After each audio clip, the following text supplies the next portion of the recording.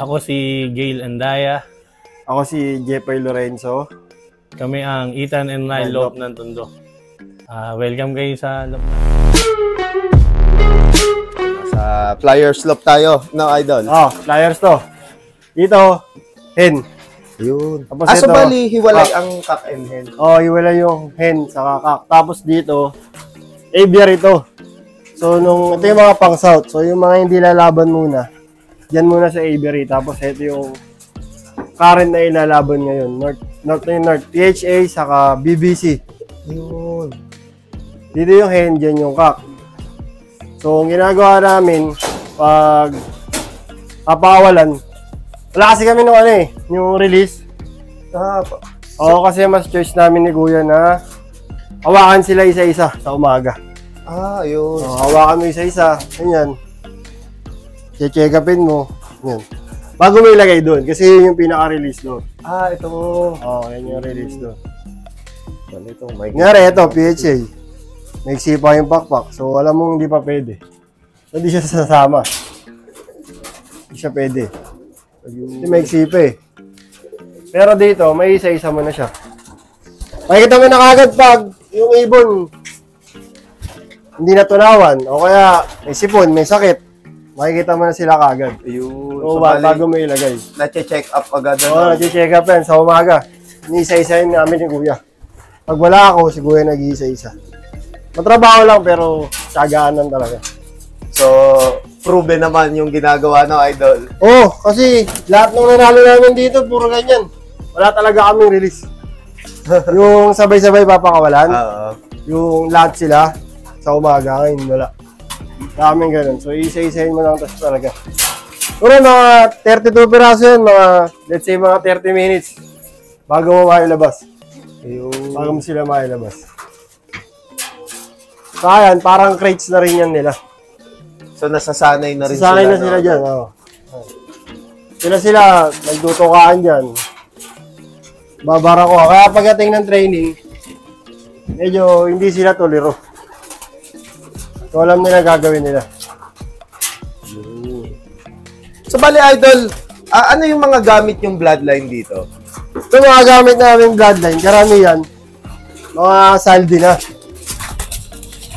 Mga saldi. Pero ang nag-breed, si Gerson Clemente, yung partner namin ni Kuya.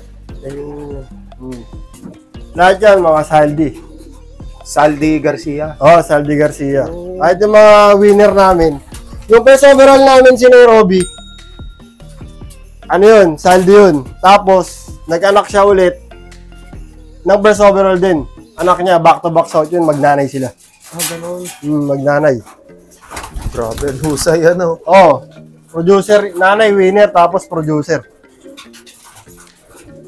So, yung mga anak, yan, may mga kapatid dyan, anak, puro sila yung mga inalaban. Sila. Papawala yan. Bali, ganito yung technique nila.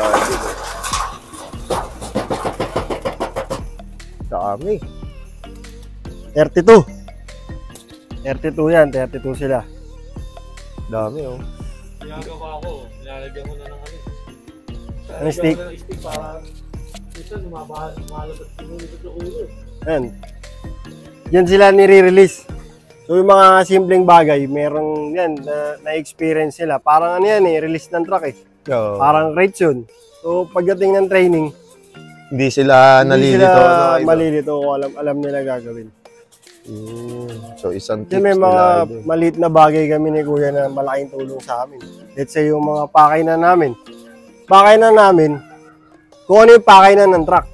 Ito, pakainan ng truck to. Yan, yung mga bahala yan. Ang truck yan. Yan. Kung gagawin yan, kakain sila sa truck. Kasi alam nila na pakainan nila. Alam nila yung kainan nila. Hindi sila, manibago man sila. Alam nila kakain. Napakasimpleng bagay, pero ang laki tulong. Ano yan? Namin. Baga parang ang pinaka-sistema namin ni Kuya. wala pang race. Dito, para ka nasa crates, nasa truck, yung pakainan nila. Yung mga simple lang, meron na sila. Hindi bago sa kanila. So, malaking advantage, idol, pagdating sa Konting training. advantage, pero hindi sinabi na nakakalakas sila ron. Mga parang, di sila maninibago. So, di ba, pag bago yung ibon sa truck, pag binitawan, ano sila, di ba, magulo? So, dyan, alam nila agad, pag nirelease dyan, information sila agad, di sila, iikot lang sila. Galing So, yung mga simpleng tips na idol, Ethan and Rylop ng... Kaya pagdating ng derby, una namin hinahawakan ni Kuya. Ay, pan-race pa lang, di ba? Pag yung mga unang overnight sa truck, Biyernes kargahan, Linggo release. Pag umuwi ng Linggo, ang una namin kinicheck ni Kuya, kung kumain.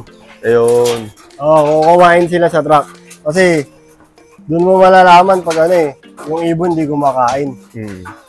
So, medyo kakabahan ka rin sa ibon kasi di siya kumain sa truck eh. Kasi lamang nga naman pagka Oo, kumakain, syempre, lamang yung kumain sa truck. Kaya yung pakainan nila, di kami halos bumibili ng mga nabibili yung commercial na kainan. Kasi hindi nila yung nakikita sa truck. Tama.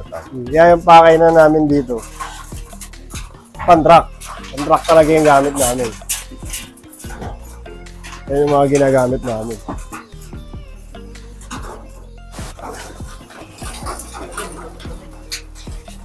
Ang mga bago lang po, idol.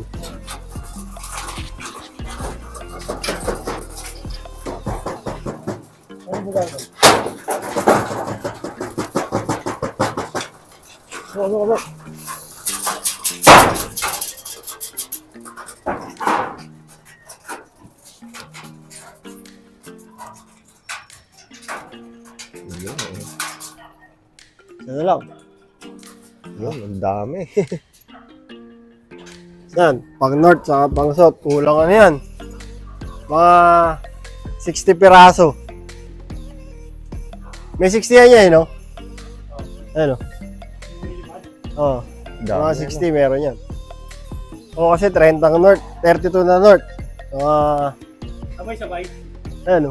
Parang matutong mag-grouping kasi ito. Oo. May hiwala eh. Oo, kasi yung iba, bata pa talaga eh. Yan, ganyan lang sila. Hanggang umabot ng training sa derby. Sariling lipad nila. Hindi kasi kami yung nagpo-force fly. Ayun. Saka yung nagbabatak masyado. Kasi iniiwasan namin ni Kuya mag-pick yung ibon. Ayun. Nyari, yan pang south.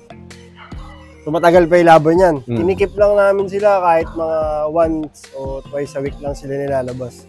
Tapos yung mga NDR, di ba, wala pang training. Lalo nung mga previous month. Ang labas niyan, twice a week. Kasi pag nag-pick sila ng maaga, paliwanag nga dyan ni Kuya. Pag nag-pick ang ibon, di ba, kalakasan lumipad, gabataan. Last talaga lumipad ng ibon, tapos nagre-raging yan. Pero bago dumating ang training, tapos araw-araw pinapakawalan, tapos twice a day. Tamad na. Oo nga. Kasi wala na sila sa pick eh. Baga parang sawa na lumipad. Oo. Kung gagawin ng ibon, hindi na lilipad. Papakawalan mo, hindi na lilipad. So, bali hindi sila na-exercise, idol? Oo. Hindi namin hinahayaang makuha yung kalakasan nila kaagad. Dapat yung pick nila, kalagitnaan ng training. Para sa amin So, proven and tested naman yung ganun talaga. Kaya pagdating ng mga dulong training, mga papan-race na, o kaya bago mag-first lap, kalakasan nila yun. Yun. Yun yung pick nila.